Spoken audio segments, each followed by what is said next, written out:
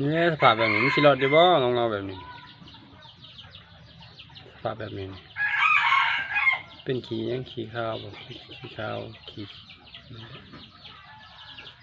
นี่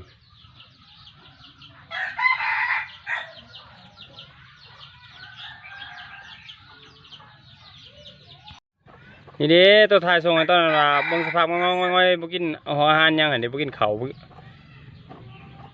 บริสั่งยามาสุดนะสุดตะบิดนี่ก็โอเคว่าปลอดไฟนี่รุ่นตัวนั้นตายใช้2 โต 3 โตนะตายตัวนี้ถือว่ารอดแล้วว่าสั่งมาไว้สุดนั้นกับพวกนี้มืดบาง2 ทิศลังนี่นะมาเป็นอย่างนี้วิธีการรักษาโดยตรงต่อสัตว์ที่ป่วย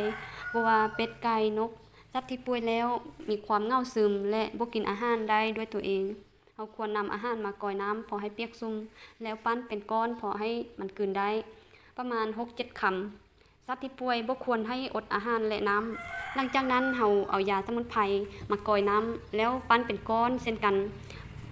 ป้อน6 คำเช้า6 คำแลงทุกๆเดือนที่เราป้อนยาสมุนไพร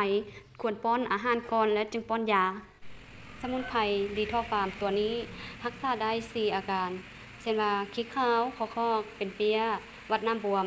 มีจำหน่ายอยู่หลายแขวงสนใจสั่งซื้อติดต่อทางพวกเราได้ตามเบอร์โทรอยู่ในซองยา